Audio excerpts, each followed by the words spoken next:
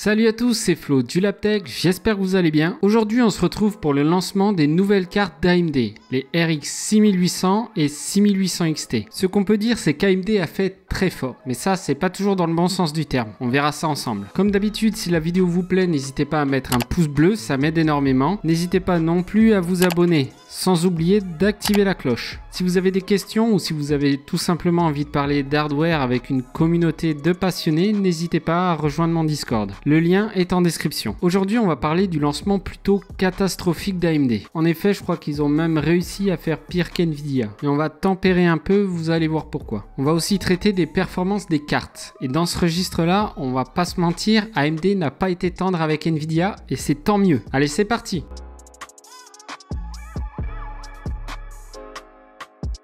Alors déjà, que dire de ce lancement? Eh bien pour nous, pauvres gamers que nous sommes, il va falloir faire preuve encore d'énormément de patience. Les cartes se sont vendues en même pas 30 minutes chez la plupart des revendeurs. Elles ont même commencé à popper sur eBay à des prix que je préfère même pas communiquer. Bien évidemment, je vous déconseille d'acheter les cartes sur eBay, ça ne ferait que motiver ce genre de comportement malhonnête qui est d'acheter des cartes pour les revendre plus cher. Toutefois, on va pas se mentir, AMD a vraiment fait de la... Vous avez compris. C'est fort dommage car AMD avait un exemple à ne pas suivre, celui du lancement d'NVIDIA de ses cartes RTX 3080 et 3090. Mais visiblement, Nvidia n'a pas pris toutes ses précautions et n'a pas appris des erreurs des autres. C'est sûr que réitérer la déception de la sortie des RTX 3080 avec un stock fantomatique, c'est fun. En effet, certains revendeurs en France, mais aussi à l'étranger, n'avaient même pas de stock. Rue du Commerce, par exemple, a communiqué sur Twitter qu'il n'avait reçu aucune carte. Mais pour plusieurs revendeurs au Royaume-Uni, aux États-Unis ou en Australie, même constat, aucun approvisionnement. À savoir que pour les cartes RTX 3080, tous les revendeurs avaient reçu un minimum de stock, même une poignée de cartes. Bref, AMD a une deuxième chance car la sortie des cartes custom RX 6800 et RX 6800 XT est prévue pour le 25 novembre, en espérant bien sûr que les cartes custom seront disponibles en plus grande quantité. Bien entendu, d'ici là, il ne faut pas compter sur un réapprovisionnement des cartes de référence. Et pour ceux qui voudraient absolument un modèle de référence, alors il faudra se montrer très patient. Aucune information n'a été communiquée sur la disponibilité des cartes référence. Au niveau des performances, il faut bien avouer qu'AMD a fait vraiment fort. Pour la première fois depuis très longtemps, AMD arrive à concurrencer les cartes d'NVIDIA. Et ça, c'est vraiment top. Alors bien sûr, elles n'ont pas le DLSS, mais ce n'est disponible que pour une poignée de jeux. Mais il est difficile à dire à ce stade si le DLSS sera de plus en plus utilisé. En ray tracing, c'est clair, elles sont clairement en retrait par rapport aux cartes RTX 3000. Et on verra ça un peu plus tard dans la vidéo. Sur des jeux classiques basés sur de la rasterisation, les cartes d'AMD donnent vraiment du fil à retordre aux cartes d'NVIDIA. Sur Watch Dogs Legion, la RX 6800 XT affiche les mêmes performances que la RTX 3080 en 1440p avec les réglages en ultra. La RX 6800 elle affiche 2 images par seconde de plus que la RTX 3070. En 4K, les cartes d'NVIDIA reprennent le lead avec 55 images par seconde pour la RTX 3080 contre 49 images par seconde pour la RX 6800 XT. On a le même niveau de performance entre la RTX 3070 et la RX 6800. Bon après, le jeu est quand même super mal optimisé, d'où les résultats plutôt bas. Sur le dernier Assassin's Creed en 1440p, les cartes d'AMD font un score très impressionnant avec 81 images par seconde pour la RX 6800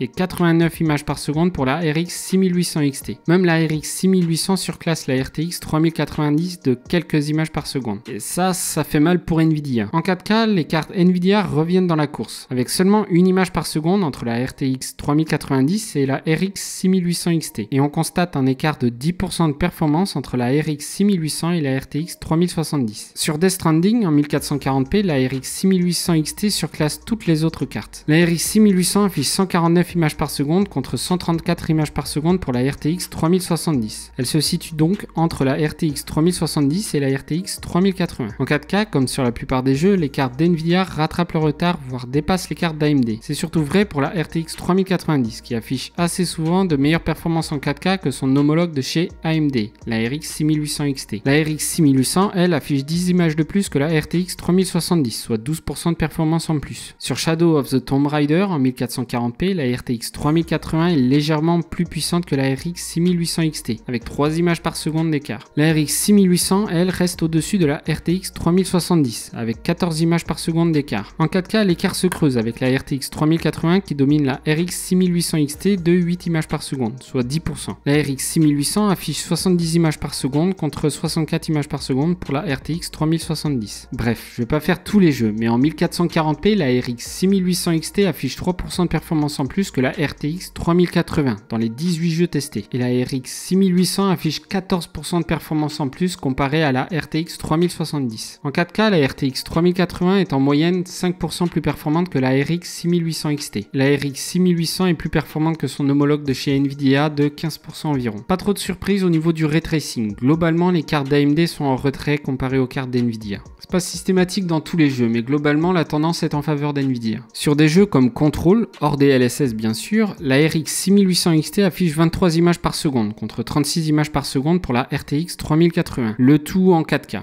La RTX 3070, elle affiche 26 images par seconde. Avec le DLSS, bien sûr, le score de la RTX 3080 monte à 65 images par seconde, soit quasiment 3 fois plus d'images par seconde que la RX 6800 XT. Sur Minecraft, avec le RTX en 4K et sans DLSS, la RTX 3080 affiche 33 images par seconde, contre 14 images par seconde pour la RX 6800 XT. Bref, de manière générale, les cartes RX 6800 et 6800 XT sont clairement moins performantes en ray tracing. Après, c'est à vous de juger l'importance de cette information. Au niveau du Smart Access Memory, c'est très mitigé. AMD avait annoncé un boost de performance entre 1% et 10%. Et en effet, sur certains jeux, vous pouvez observer jusqu'à 10% de performance en plus avec le Smart Access Memory d'activer. Mais sur la majorité des jeux, on dépasse rarement les 5% de performance en plus. À vous de juger si c'est satisfaisant ou pas. À savoir qu'NVIDIA travaille aussi sur leur implémentation, conformément à la spécification du PCI Express. D'après NVIDIA, elle devrait afficher le même niveau de performance qu'AMD, et ce, peu importe le processeur. Si vous voulez plus d'informations sur la fonctionnalité Smart Access Memory, j'ai fait une vidéo qui traite du sujet. Bref, pour finir, on peut dire qu'AMD est revenu dans la course et arrive enfin à concurrencer les cartes haut de gamme d'NVIDIA. Ça, c'est une excellente nouvelle pour nous consommateurs. Enfin, ça le sera quand il y aura du stock aussi bien chez NVIDIA que chez AMD. Maintenant, il va falloir faire preuve de patience pour ceux qui veulent acheter une nouvelle carte graphique, car les problèmes de stock risquent de durer encore quelques semaines. Entre nous, on va pas se mentir, il faudra probablement attendre début 2021 pour pouvoir à nouveau observer des stocks normaux. Allez, on espère que pour le 25 novembre, les cartes custom d'AMD seront disponibles en plus grande quantité. Voilà, c'est tout pour moi. J'espère que cette vidéo vous a plu. Si c'est le cas, pensez à mettre un pouce bleu, à vous abonner et n'oubliez pas d'activer la cloche pour être notifié lorsque je sors une nouvelle vidéo. Sur ce, à la prochaine, prenez soin de vous, ciao!